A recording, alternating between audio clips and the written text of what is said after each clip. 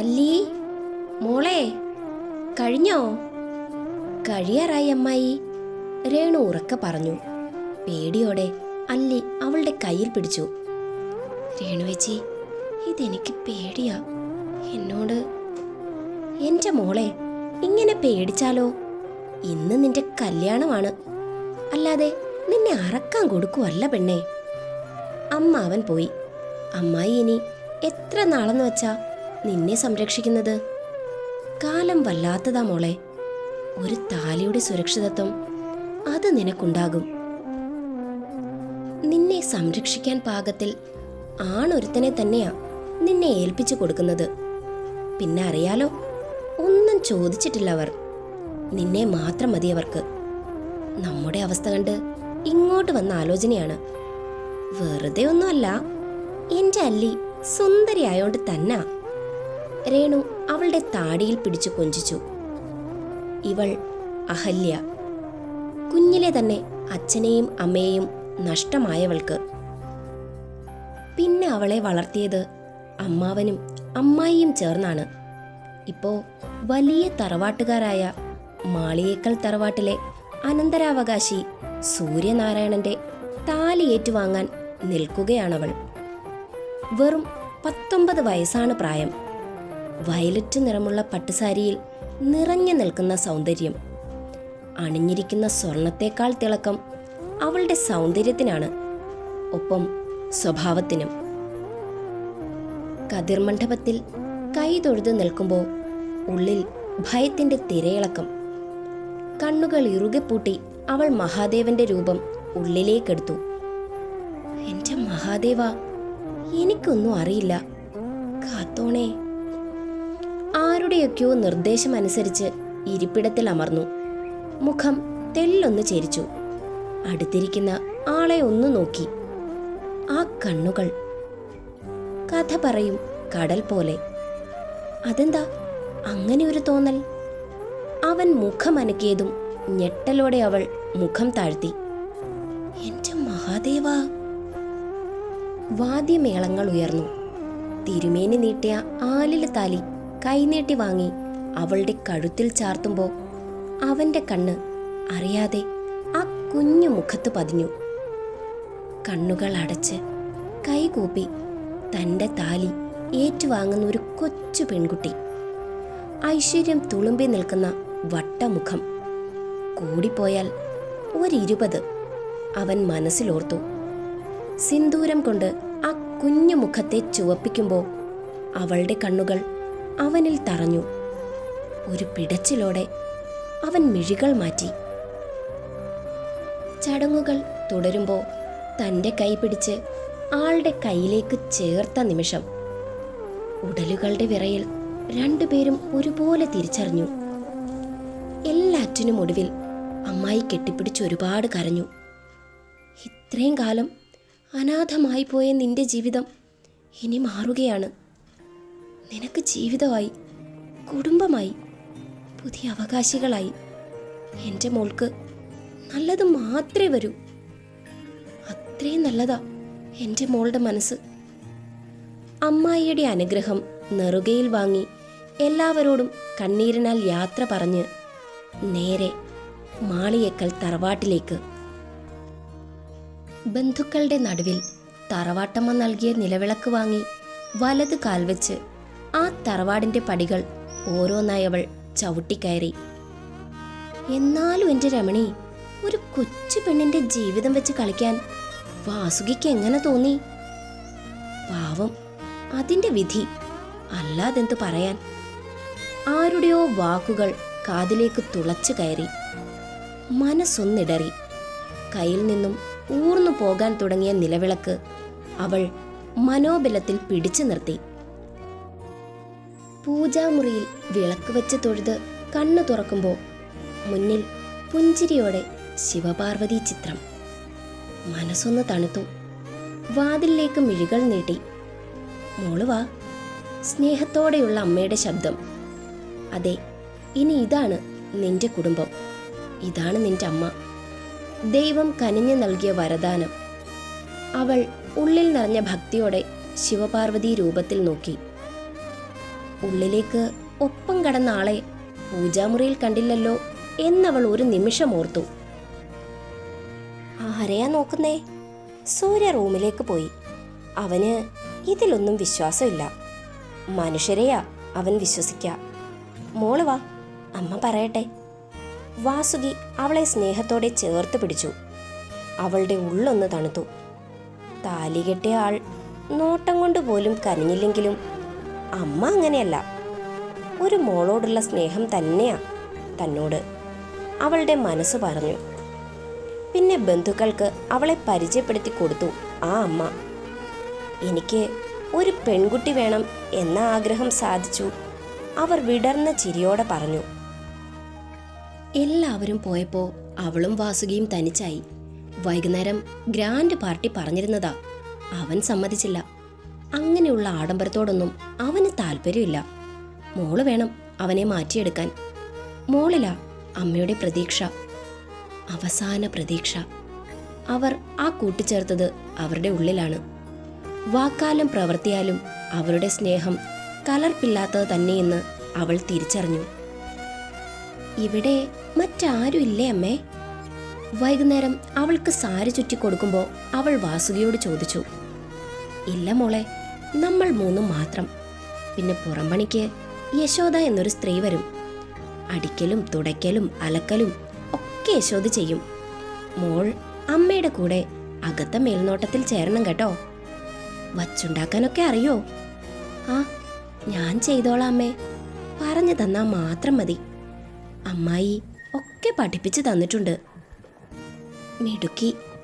സൂര്യയ്ക്ക് പുറത്തുള്ള ആരും വയ്ക്കുന്നത് ഇഷ്ടമുള്ള കാര്യമല്ല. അതാ ഞാൻ ഈ വയ്യായികയിലും ഒക്കെ വച്ചുണ്ടാക്കുന്നത്. അവനൊരു കാപ്പി കൊടുത്താൽ പോലും എല്ലാം പാകമായിരിക്കണം. ഇല്ലെങ്കിൽ ചെക്കനെ മൂക്കത്താ ശുണ്ഠി. സാരി ഉടുപ്പിച്ച അവർ പിന്നിലേക്ക് നീങ്ങി നിന്നു. അവളെ മൊത്തത്തിലൊന്ന് നോക്കി. സുന്ദരി കുട്ടി തന്നെ നീ. എന്ത് ഭംഗിയാ നിന്റെ ചിരി. എന്റെ മോന്റെ ഭാഗ്യം. അവൾ ഒന്നും മിണ്ടാതെ തല കുനിച്ചു. പേടിക്കണ്ട, അവൻ നിന്നെ ഒന്നും ചെയ്യില്ല. മുറിയുടെ വാതിലിൽ വിറയലോടെ അകത്തേക്ക് കയറാൻ മടിച്ചു നിൽക്കുന്ന അവളോടായി അവർ പറഞ്ഞു. അത് രേണുവേച്ചി ചിലതൊക്കെ പറഞ്ഞു. അവൾ വിറച്ചുകൊണ്ട് അവരെ നോക്കാതെ പറഞ്ഞു. ഇപ്പൊ അതൊന്നും ഉണ്ടാകില്ല. ആദ്യം പരസ്പരം മനസ്സിലാക്കി കുറച്ച് സ്നേഹം ഉള്ളിലുണ്ടാകുമ്പോൾ നിങ്ങൾക്ക് താല്പര്യം ഉണ്ടായാൽ മാത്രം മതി ഒന്നിച്ചൊരു ജീവിതം. മോളുടെ മുന്നിൽ അവൻ തോൽക്കും. കാത്തിരിക്കാൻ ഞാൻ തയ്യാറാ. അവർ പറഞ്ഞതിന്റെ പൊരുളറിയാതെ അവൾ നിന്നു.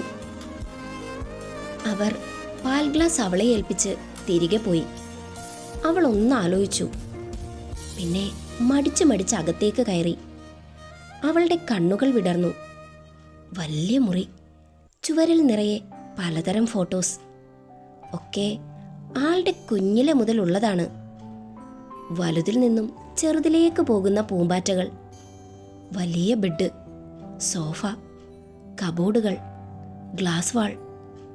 അവളുടെ കുഞ്ഞിടുങ്ങിയ മുറി അവളുടെ മനസ്സിലേക്ക് ഓടിയെത്തി. കുഞ്ഞ് ഗ്ലാസ് ടേബിൾ കണ്ടതും അവൾ പാൽ ഗ്ലാസ് അവിടേക്ക് വച്ചു. ബാത്റൂമിൽ നിന്നും ശരീരം മറച്ച് ടവലിട്ടുകൊണ്ട് അവൻ ഇറങ്ങി വരുന്നത് കണ്ട അവൾ വിറയലോടെ മുഖം കുനിച്ചു.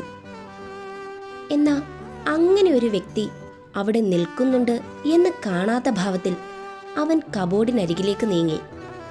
കബോർഡ് തുറന്നവൻ ജീൻസും ഷർട്ടും എടുത്തിട്ടുകൊണ്ട് ഗ്ലാസ് ടേബിളിൽ നിന്നും ചാവിയും എടുത്ത് റൂമിന് പുറത്തിറങ്ങി. അല്ലി നിന്നെടുത്ത് നിന്നും ചലിച്ചില്ല. അവൻ പോയതും അവൾ ശ്വാസം വലിച്ചു വിട്ടുകൊണ്ട് ബെഡിലേക്കിരുന്നു. അയ്യോ, എന്തൊരു ഗൗരവമാ. എന്നോടൊന്നും ചോദിച്ചില്ലല്ലോ. ശരിക്കും കണ്ടിട്ട് പോലുമില്ല. എന്നെ കാണാതെന്താ കല്യാണത്തിന് സമ്മതിച്ചേ എന്തോ. മിണ്ടിയാ ചോദിക്കാം. അവൾ ഓരോന്നും ആലോചിച്ചു. പിന്നെ എണീറ്റ് അവിടെയുള്ള ഓരോന്നും തൊട്ടു നോക്കി. കബോർഡ് തുറന്നു നോക്കി. അവന്റെ ഡ്രസ്സുകൾ കണ്ട് അവൾ വാ തുറന്നുപോയി. എന്റെ മഹാദേവാ, ഇതെന്താ? തുണിക്കടയിൽ പോലും ഇത്ര ഇത്രയധികം ഉണ്ടാകില്ല. കൈകൾ കൊണ്ട് വകഞ്ഞു മാറ്റി നോക്കി അത്ഭുതത്തോടെ നോക്കി നിന്നു. എന്താ ഒരു മണം! അവൾ ആഞ്ഞു ശ്വസിച്ചു. ശരിക്കും തൊടിയിലെ മുല്ലമുട്ടിന്റെ വാസന. അപ്പോഴാണ് അവളുടെ കണ്ണിൽ എന്തോ ഒന്നുടക്കിയത്. അവൾ അതെടുത്ത് തുറന്നു. അവളുടെ കണ്ണുകൾ ചുരുങ്ങി. ബുള്ളറ്റിന്റെ ശബ്ദം കേട്ടതും അവൾ കബോർഡ് അടച്ച് തിരിച്ചു വന്ന സോഫയുടെ അരികെ നിന്നു. സൂര്യ വേഗത്തിൽ അകത്തേക്ക് വന്ന് ഒരു ബോട്ടിൽ ടേബിളിൽ വെച്ചു. അവളെ ശ്രദ്ധിക്കാതെ ഡ്രസ്സ് പോലും മാറാതെ അടുത്ത കബോർഡ് തുറന്നു. ഗ്ലാസും കാഷ്നട്ടും എടുത്തു. അവൾ നിവർന്നു നോക്കിയില്ല. അവൻ ചെയറിലിരുന്ന് സേവ തുടങ്ങി. ആ വാസന മൂക്കിലേക്ക് തുളച്ചു കയറിയതും വായ പൊത്തിക്കൊണ്ട് അവൾ ബാത്റൂമിലേക്ക് ഓടി. അവൾ പോയ വഴിയെ ഒന്ന് നോക്കി, പിന്നെ കൂസാതെ അടുത്ത പെഗ്ഗൊഴിച്ചു കുടിച്ചു. അവൾ ബാത്റൂമിൽ നിന്നും തല മാത്രം പുറത്തേക്കിട്ടൊന്ന് നോക്കി. അവൻ സേവ തുടരുന്നത് കണ്ടതും അവൾ അവിടെ തന്നെ നിന്നു. അവസാന തുള്ളിയും അകത്താക്കി അവൻ ചെയറിലേക്ക് മറിഞ്ഞു. അവിടുന്ന് ആടി ആടി എണീറ്റ് ബെഡിലേക്ക് മറിഞ്ഞു. അല്ലിയുടെ ഉള്ളു കാളിപ്പോയി. നിലത്തേക്ക് വീണു പോകുമോ എന്നവൾ ഭയന്നു പോയിരുന്നു. അവൻ നിശ്ചലനായതും അവൾ മെല്ലെ ഇറങ്ങി. അവന്റെ അടുത്ത് വന്നു നിന്നു. ബെഡിന് കുറുകെ കിടക്കുന്ന അവനെ നോക്കി വിരൽ കടിച്ചു. പിന്നെ സാരിത്തുമ്പ് ഇടുപ്പിൽ കുത്തി. അവന്റെ കാലിലെ ഷൂസ് അഴിച്ചു മാറ്റി. അവന്റെ കാലിൽ പിടിച്ചു വലിച്ചു. എവിടെ? ചെറിയൊരനക്കം പോലുമില്ല. എന്റെ മഹാദേവ, ഞാനിപ്പോ എങ്ങനെയാ ഒന്ന് നേരെ കിടത്തുക? അവൾ രണ്ടും കൽപ്പിച്ച് പിടിച്ചു വലിച്ച് നീക്കി നിരക്കി ഒരു വിധം നേരെ കിടത്തി. അപ്പോഴേക്കും അവൾ കിതച്ചു പോയിരുന്നു. ഹോ, എന്നാലും മഹാദേവ, എന്നോടിത് വേണ്ടായിരുന്നു. നേരെ അങ്ങ് കിടന്നേ, എനിക്കിത്ര പാടുണ്ടോ? അവൾ എളിയിൽ കൈകുത്തി നിവർന്നു. പിന്നെ ചുറ്റും നോക്കി. എവിടെയാ ഒന്ന് കിടക്കുക? അവൾ സോഫയിലേക്ക് നോക്കി. അവിടെ കിടന്നാ കണ്ണടയ്ക്കാൻ പറ്റില്ല. എന്താ ഇപ്പൊ ചെയ്യാ? അവൾ അവനെ ഒന്ന് നോക്കി. ഞാനേ ഈ നിലത്ത് കിടന്നോട്ടെ, സമ്മതമാണോ? മിണ്ടില്ലല്ലോ, ഉറങ്ങിപ്പോയില്ലേ? എന്നാലും സാരമില്ല, അനുവാദം ചോദിച്ചല്ലോ. അവൾ നിലത്തേക്കിരുന്നു. അയ്യോ, എന്താ തണുപ്പ്! ചൈലന്റെയാ. സാരമില്ല, എല്ലാം ശീലിക്കണ്ടേ. അവൾ മെല്ലെ ചാഞ്ഞു. കണ്ണുകൾ അടച്ചു കിടന്നു. വീട് ഓർമ്മ വന്നതും ആ കണ്ണുകൾ നിറഞ്ഞു തുടങ്ങി. എന്തോ ദുസ്വപ്നം കണ്ട് ഞെട്ടിയ സൂര്യ കണ്ണുകൾ വലിച്ചു തുറന്നു. അവനെ ആകെ വിയർത്തിരുന്നു. അവൻ ബെഡിൽ എണീറ്റിരുന്നു. കുറച്ചു നിമിഷങ്ങൾ വേണ്ടി വന്നു അവന് സ്ഥലകാലബോധം വീഴാൻ. അവൻ സ്വയം ഒന്ന് നോക്കി. അവന്റെ മുഖത്ത് അത്ഭുതം. അവൻ ചുറ്റും നോക്കി. എവിടെയാ കുട്ടി? മനസ്സ് തേടി. സോഫയിൽ കാണാത്തത് അവനെ അമ്പരപ്പിച്ചു. അവൻ മെല്ലെ ബെഡിൽ നിന്നും ഇറങ്ങി. നിലത്ത് ചുരുണ്ടുകൂടി കിടന്ന് വിറയ്ക്കുന്ന രൂപം അവൻ കണ്ടു. ഇതിന് സോഫയിൽ കിടന്നൂടെ? അവൻ ഒന്നാലോചിച്ചു. വിളിക്കണോ? പുതപ്പ് കൊടുക്കണോ? വേണ്ട, ഒന്നും വേണ്ട. അവൻ ബെഡിലേക്ക് മറിഞ്ഞു. ഇടയ്ക്കെപ്പോഴോ കണ്ണു തുറന്നവൾ ചുറ്റും നോക്കി. അയ്യോ, നേരം വെളുത്തോ? അവൾ ചാടി എണീറ്റു. ഹാ, അമ്മേ! എവിടെയൊക്കെയോ വല്ലാത്തൊരു വേദന. വെറും നിലത്ത് കിടന്നതിൻ്റെയാകും. അവൾ മെല്ലെ തലപൊക്കി നോക്കി. കമിഴ്ന്ന് കിടന്നുറങ്ങുന്ന അവനെ കണ്ട് മെല്ലെ എണീറ്റു. ശബ്ദമുണ്ടാക്കാതെ ബാത്റൂമിലേക്ക് കയറി. നല്ല തണുത്ത വെള്ളത്തിൽ മുഖം കഴുകി നിവർന്ന അവൾ കണ്ണാടിയിൽ തെളിഞ്ഞ തൻ്റെ മുഖം കണ്ട് നോക്കി നിന്നു. നെറ്റിയിൽ നിന്നും ഒലിച്ചിറങ്ങുന്ന സിന്ദൂരം. അവളുടെ മനസ്സിൽ കതിർമണ്ഡപവും ഓടിയെത്തി. തൊട്ടു പിന്നാലെ മദ്യവുമായി കടന്നു വന്ന സൂര്യയും. അവൾ പെട്ടെന്ന് മുഖം താഴ്ത്തി. പിന്നെ തല തണുക്കെ കുളിച്ചിറങ്ങി. മെല്ലെ ഒച്ചയുണ്ടാക്കാതെ വന്ന അവൾ അവൻ വെച്ച ബോട്ടിലെടുത്തു. പിന്നെ അവൻ്റെ ഗ്ലാസും, ഒപ്പം തണുത്തുറഞ്ഞു പോയ പാൽ ഗ്ലാസും. അവൾ റൂം ഒന്ന് നോക്കി. പിന്നെ പുറത്തേക്കിറങ്ങി. വാസുകി വീട് പരിചയപ്പെടുത്തിയതുകൊണ്ട് അവൾക്ക് ബുദ്ധിമുട്ട് തോന്നിയില്ല. നേരെ അവൾ കിച്ചണിലേക്ക് പോയി. മോളെ. പിന്നിൽ വാസുകിയുടെ ശബ്ദം കേട്ട് അവൾ നിന്നു. കൈകൾ പിന്നിലേക്ക് ഒളിപ്പിച്ചു പിടിച്ചു. തിരിഞ്ഞു നോക്കി. അമ്മ എണീറ്റിരുന്നോ? ഞാൻ 4 എണീക്കും മോളെ, പണ്ടേയുള്ള ശീലം. മോളുടെ കുളി കഴിഞ്ഞോ? അവർ മുഖം ചുളുക്കി. അതേ അമ്മേ. പിന്നെ എന്താ അതേ ഡ്രസ്സിൽ? വാരിച്ചുറ്റിയ സാരിയിൽ നോട്ടമെറിഞ്ഞുകൊണ്ട് വാസുകി ചോദിച്ചു. അതമ്മേ, ഞാൻ വേറെ ഡ്രസ്സൊന്നും. സൂര്യ ഒന്നും പറഞ്ഞില്ലേ? അവൾ ഇല്ലെന്ന് തലയനക്കി. എൻ്റെ മോളെ, അവൻ്റെ കബോർഡിനടുത്തുള്ള കബോർഡ് നിറയെ മോൾക്കുള്ള ഡ്രസ്സുണ്ട്. ഞാനാ വാങ്ങി വെച്ചത്. ഇന്നലെ അത് പറയാൻ മറന്നു. ശോ, കഷ്ടം. എൻ്റെ മോള് പോയി ഡ്രസ്സ് മാറി വാ, അമ്മ ചായ ഇടാം. അത് അമ്മേ. അവൾ പരുങ്ങലോടെ നിന്നു. വാസുകിയുടെ മുഖത്ത് സംശയം നിഴലിച്ചു. അവർ അല്ലിയുടെ അടുത്തേക്ക് നടന്നു. അവളുടെ പിന്നിൽ കെട്ടിയ കൈകൾ നോക്കി. എന്താ മറച്ചു പിടിച്ചേക്കുന്നത്? അവൾ തലയനക്കി. നോക്കട്ടെ മോളെ. അവർ സ്നേഹത്തോടെ പിടിച്ചു നോക്കി. ആ അമ്മമനം വേദനയോടെ തുടിച്ചു. അവളുടെ നിഷ്കളങ്ക മുഖത്തേക്ക് അവർ നോക്കി. അവരുടെ ഹൃദയം നുറുങ്ങി. അവർ അത് വാങ്ങി. സാരമില്ല, ചെല്ല്, പോയി ഡ്രസ്സ് മാറിവാ, ഇടറിയ സ്വരത്തോടെ അവർ പറഞ്ഞു.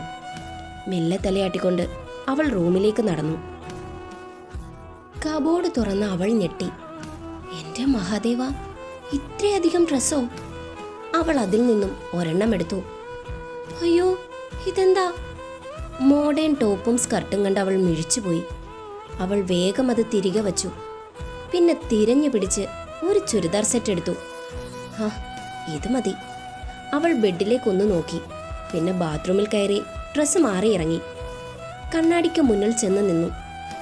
നല്ല രസമുണ്ട്. മുഖത്തേക്ക് നോക്കി അവൾ താൻ സിന്ദൂരം തൊട്ടില്ല എന്ന് കണ്ട് പകച്ചു. പെട്ടെന്ന് തന്നെ അല്പം സിന്ദൂരം തൊട്ട് നെറുകയിൽ വെച്ചവൾ തിരിഞ്ഞു. സൂര്യയെ കുറച്ച് സമയം നോക്കി നിന്നിട്ട് അവൾ ഇറങ്ങി.